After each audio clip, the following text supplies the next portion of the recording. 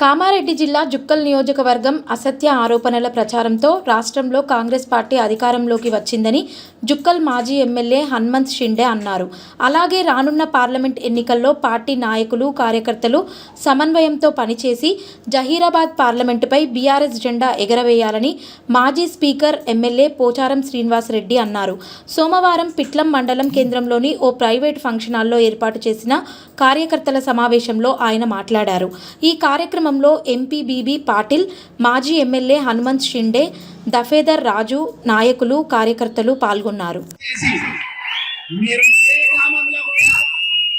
ఏ గ్రామంలో కూడా మీరు ఏం చేస్తారో గెలవండి, వాడిని తీసుకుంటే నేను గెలుస్తా అంటే నేను మాత్రం ఒప్పుకునేది లేదు.